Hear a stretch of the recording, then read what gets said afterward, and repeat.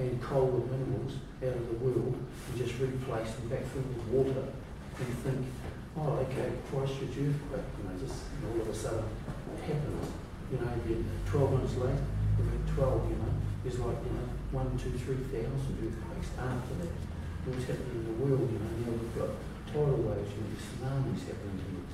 You've got massive earthquakes where countries are just falling on themselves, So really, man be either really will be the maker or the destroyer, of what happens in the future. But that really doesn't, we know that, we know what we're doing. But the problem, I think, is that multinational corporations, they dictate what happens. Just like, 98% ports exports come to New Zealand, by international ship owners. They dictate what happens. They tell the ports how and what. They'll tell the port what to pay. They're the only industry that's governed international shipping in New Zealand that isn't governed by business commerce. They can sit down and price gouge and look out and say, well, I'm going to tell this port with this port they can pay this and this, that, and go out and dictate. Whereas supermarkets can't go out and go, oh, I'm going to sell $1, $2 for a loaf of bread and 2 litres of milk. They can do that, but then Woolworths will do it. And the next one, and so on and so on. Everyone gets a fair cut. But the ship owners dictate what happens. And two, you've got the coal companies. They dictate, gee, the Reinhardt over in Australia. Australian workers get paid too much. But a foreign Filipino worker coming to Australia getting $3 a day, well, what's wrong with that? So how does that work? Sitting on $23 billion a year. So there's all these things. Now they're the real ones. You've got to actually sort of curb, what's actually happening at the top end of society. Because they're the ones that it's, Wall Street, they're just sitting there dictating what happens. So I think, we're talking about revolution, have a look at what's happening in Norway. Time 55, everyone's there, they do something silly like extract oil and gas out of your own land and turn it back to the people. To the people, 55, you retire. You're going to pay for people there, actually having a government, a country that looks after their own people. Everything's self-sustainable, it's there. The biggest superannuation funds looking after your own. Why can't we do that here? It's there. We should have put all those things in there and using billions and billions of dollars, putting it into research. All that research is there. Cameras running on potato fields. It's been there for years. Light bulbs. They put a light bulb in. 35 years later, it's still going. They're there. Energise a battery. The lifespans of 20 years. It's all there. Excuse me, it's all there. It's just that the big multinational corporations see it, buy it, and done. Everyone can live in solar-powered houses and that. But once you do that, what happens after that? The multinationals, they don't get the money, they don't get massive profits. And that's the problem. So if you have all these sustainable energy products out there, air, sea, windmills, all those things there, providing power for, for the world, once it's all up and running and done, and people must get a grip of it and think, and stop paying for it, because, paying for the wind. So there's all those different things, the swell of the water, that just holds in an air every day, creates energy and power, they build it up, give it supply. So if there's going to be a cost, why does it have to be so expensive? Why do people have to make billions and trillions of dollars to produce? What they experience. So unions and because everyone, I think society needs to sit down and look at themselves and work together. And just put away what they put aside, because at the end of the day, the world is falling on, so because that's what we're doing to it. Right.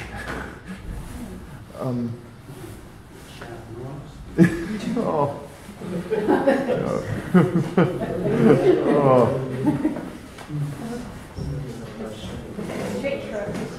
I guess the other thing I was saying last year was that it's also hopeful in that there's a huge, right? If we could address climate change, or if we could reorganise society in a way that we no longer work this way. These are massive. So in which case, let's also be hopeful that part of it would be great if energy was wind, and that we could get what we needed from the supermarket, and that we could work these hours, and that society would be organised differently, and I think that's important too. Like climate change is a bloody challenge, and also perhaps an opportunity that we can reorganise the way we do things, and that's better for us. Eh? It's not like that the cost should be carried on our shoulders, and it should be the capitalist class who forward with creating this problem, that we've got to organise to put the cost back on them and have lives where we have an abundance of healthcare or heating or housing or time together or meeting our needs, so that it's also positive as well. Thank you. Yeah. So that's one of the aspirations of the discussions really is to say that there is really positive opportunity from us working together, I suppose, to create this opportunity for breaking down some of those power and inequalities. It's great that we can tease apart what those possibilities are together. Yes, the one thing which I'm going to take away from this is actually Ed's point right now about consultation, which may seem unusual, particularly if you're organising a sort of direct action, which you want to keep somewhat cloak and dagger about, talking to the workers at the place where you're doing the direct action.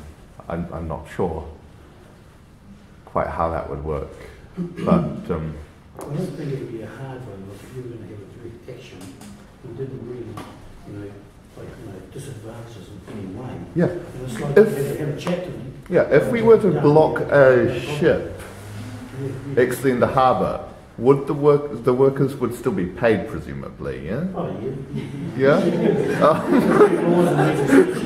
it, but then there's other things like with the Aotearoa people coming in too close. She's like going to get the fire hydrants out, put it here, and they come through to us. Excuse me, it's like fuck. They're just working class people out there. Having the democracy. Now you start doing that, you buy into a society that's militarised. You're taking, people still have freedom, they have rights. They can get out there with what I want, they don't care. It doesn't mean you just get out there, you just know the work, and you're going to put a fire hydrant on someone else.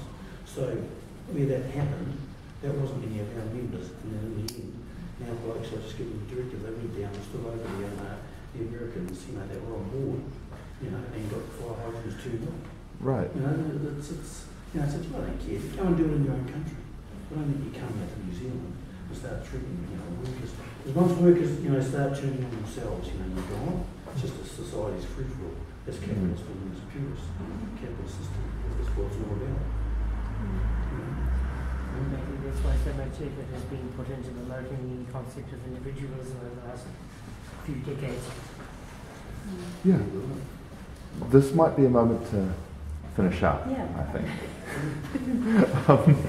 Just like to thank you. I've learned enormously much tonight, so I really appreciate you giving up your time to us, and I'm taking lots of hopeful notes around the opportunities to organise collectively and find ways to do that and look at the movements that we can work together on.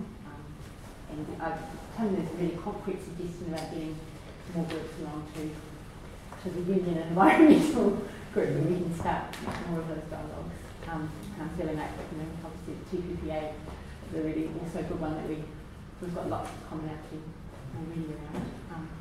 So thank you very much for coming here.